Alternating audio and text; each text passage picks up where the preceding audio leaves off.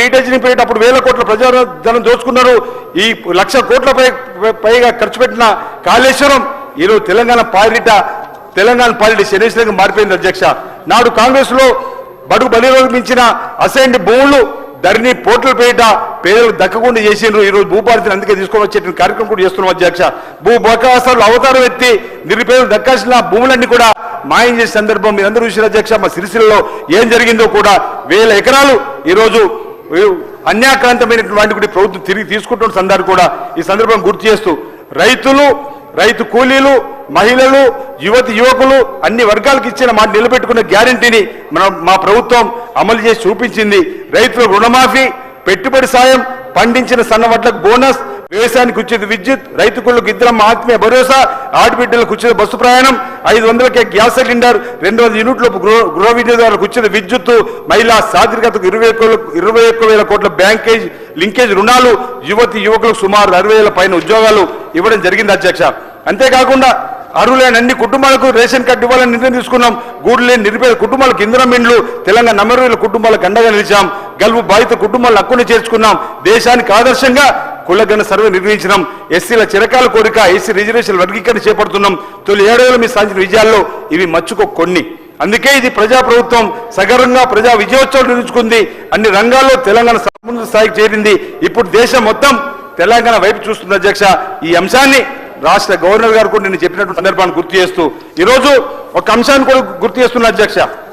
ఒక అంశాన్ని దయచేసి అవకాశం ఇవ్వాలని ఈరోజు 15 మాసాలుగా ప్రతిపక్షానికి పరిమితమైనప్పుడు కూడా వాళ్ళు ఊహాలోకల్లో తేలిపోతూ వాళ్ళు మాట్లాడుతున్న మాటలు కూడా కొన్ని స్టేచర్ అనే మాట అధ్యక్ష. స్థాయి హోదాని ముఖ్యమంత్రి పదవికున్న స్టేచర్గా మరి దేనికి ఉంటుంది అధ్యక్ష? ప్రజలు అక్కడ స్టేచర్ లేదని ఇక్కడ స్టేచర్ ఇందిరమ్మ రాజ్యం రావాలని ఇస్తే గౌరవ ముఖ్యమంత్రి గారు రేవంత్ రెడ్డి గారు ఆ స్థానంలో కూర్చుంటే కూడా వారిని వ్యక్తిగతంగా నిందారపుతోని స్టేచర్ అనే మాట మాట్లాడుతూ ఏదైతే వ్యక్తిగత విమర్శిస్తున్నారో దాన్ని ఈరోజు తప్పుపడతా అధ్యక్ష. స్టేచర్ అనేది ప్రజలు ఇవ్వాలి, ప్రజలు నిర్ణయించాలి. అందుకే ప్రజలు ఇచ్చిన అధికారం రేవంత్ రెడ్డి గారికి వచ్చింది. ఇది ఇందిరమ్మ రాజ్యం అనే మాట ఈ సందర్భంగా గుర్తు చేస్తూ నాకు ఒకటి గుర్తొస్తుంది అధ్యక్ష. బాద్షా సినిమాలో బ్రహ్మానందం గారు అధ్యక్ష, బాద్షా సినిమాలో బ్రహ్మానందం గారు ఊహాలోకంలో తేలిపోతారు. ఇంకా మాదే ప్రభుత్వం ఉన్నట్టు మేమే ముఖ్యమంత్రి మాదే అధికారం ఉంటే మేమేం చేయలేము అధ్యక్ష. స్టేచరు ప్రజలు ఇస్తారు అధ్యక్ష. ఆ స్టేచర్ ఈరోజు మా ముఖ్యమంత్రి రేవంత్ రెడ్డి గారికి ఇచ్చారు అధ్యక్ష. ఈరోజు నేను అడుగుతున్నా ఆ 4 మెంబర్స్ ఫ్యామిలీ వల్లనే కదా ఈ రాష్ట్రం అనేక ఇబ్బందులు పడ్డది. అలాంటిది మీరు మాకు నీతులు నేర్పుతారు అధ్యక్ష. ఈరోజు మీరు ఒకటంటే మీరు 2 అంటే కూడా సిద్ధంగా ఉన్నాం అధ్యక్ష. దానికోసం ఈరోజు చెప్పడానికి కోసం ఏమనంటే కమిషన్ అంటున్నారు అధ్యక్ష. నిన్న రోజు మాట్లాడినప్పుడు commission Kakatiya, commission Kaleshwaram, commission mission Bhagiratha, commission చేపలు, బర్రెలు, గేదెలు, కమిషన్ ఈ కార్ రేసింగ్, కమిషన్ కరెంటు విద్యుత్ కొనుగోలు ఒప్పందం. ఈరోజు ఇంకో మాట కూడా అనవలసి వస్తుంది అధ్యక్ష. కమిషన్ కల్వకుట్ల కుటుంబాన్ని కూడా మేము అనడానికి కోసం 4 మెంబర్స్ ఫ్యామిలీ వల్ల ఇబ్బంది అయిందని చెప్పడానికి కోసం మేము ఏం వెనక్కి రాము అధ్యక్ష. మా ముఖ్యమంత్రి గారిని వ్యక్తిగతంగా నిందిస్తే మేము కూడా కమిషన్ 4 మెంబర్స్ ఫ్యామిలీ కల్వకుంట అనడానికి కోసం కూడా ఆ నలుగురి అవినీతి అక్రమాల వల్ల ఈ 7 లక్షల కోట్లు అప్పుకైన అంశాన్ని కూడా తప్పనిసరిగా ఈ ద్వారా తీసుకోపోతాం అధ్యక్ష. అరే 10 ఏళ్లలో తెలంగాణ తల్లి విక్రయం పెట్టారు, 10 ఏళ్లలో జయ తెలంగాణ అధికారంగా తీసుకున్నారు. తెలంగాణ పేరిట మాత్రం అధికారంలోకి వచ్చి ఈరోజు టీఆర్ఎస్ పార్టీని బీఆర్ఎస్ పార్టీగా మార్చుకున్నారు అధ్యక్ష.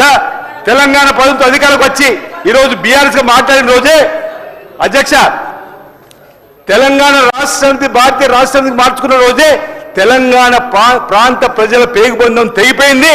అందుకే ఈ రాష్ట్రంలో ఇందిరమ్మ రాజ్యం తీసుకొని వచ్చిండ్రు. లోక్సభ ఎన్నికల్లో కూడా ఆ పార్టీకి బుద్ధి చెప్పిండ్రు. మొన్నటి ఎమ్మెల్సీ ఎన్నికల్లో కూడా ఏం జరిగిందో మీ అందరూ కూడా తెలుసు అధ్యక్ష. ఈరోజు దళిత ముఖ్యమంత్రి మాట తప్పిండ్రు. వాళ్ళు నేను నరుక్కుంటామన్నారు, నరుక్కున్నారు అధ్యక్ష. 3 ఎకరాలు భూమిని ఇవ్వలేరు, నిరుద్యోగ వృత్తి ఇవ్వలేరు, డబుల్ బెడ్రూమ్లు ఇవ్వలేరు. 10 ఏళ్ళ అధికారులు ఉండి మేము 10 మాసాలు 15 ఏళ్ళు బదనం చేసే కార్యక్రమాలు మానుకోవాలని చెప్పి ఈ సందర్భంగా మీ ద్వారా చెప్పేటువంటి కార్యక్రమం చేస్తూ మా దగ్గర వేల దేవాలయం కూడా అభివృద్ధి అన్నారు అధ్యక్ష. బడ్జెట్ లో ఏటా 100 కోట్లని ఎక్కడ కూడా ఊరబిడిచి ఉన్నట్టు దానిపైన కాదు రయ్యున వచ్చినట్టుగా చూపించినటువంటి అంశాన్ని కూడా ఈ సందర్భంగా నేను తెలియజేస్తూ మరి నాకు ఈ అవకాశం ఇచ్చినందుకు మీ అందరూ ధన్యవాదాలు చేసి ఒకటే అంశాన్ని చెప్పి తొలి 10 ఏళ్లలో తెలంగాణకు చీకటి యుగం. అప్పుడు అప్పుల్లో నెంబర్ 1, అవినీతిలో నెంబర్ 1, అక్రమంలో నెంబర్ 1, అడ్డదారులకు నెంబర్ 1, రాజకీయ అరాచకాలకు నెంబర్ 1 ఆ కాలం. ఇప్పుడు మార్పు వచ్చింది, మా ప్రభుత్వం మార్పు తెచ్చి చూపించింది. ఇప్పుడు తెలంగాణ వ్యవసాయంలో నెంబర్ 1, రైతుల సంక్షేమంలో నెంబర్ 1, ఉద్యోగ నియామకాల్లో నెంబర్ 1, పరిశ్రమ పెట్టుబడులు నెంబర్ 1, ఉత్పత్తి రంగం, సేవా రంగం అన్నిట్లో నెంబర్ 1. రైజింగ్ తెలంగాణ మా ముఖ్యమంత్రి రేవంత్ రెడ్డి గారి నాయకత్వంలో ఈ తెలంగాణ ముందుకు పోతుంది. మళ్ళీ వచ్చే ఎన్నికల్లో కూడా ప్రజలు ఇందిరమ్మ రాజ్యాన్ని తీసుకొస్తారు. ఇదే ప్రభుత్వం ఉంటుంది అధ్యక్ష అన్నమాట సందర్భంగా తెలియజేస్తూ గవర్నర్ గారి ప్రసంగానికి ధన్యవాదాలు చెప్పే అవకాశాన్ని ఇచ్చినటువంటి మీకు స్పీకర్ గారికి నేను ప్రత్యేకంగా ధన్యవాదాలు తెలియజేస్తూ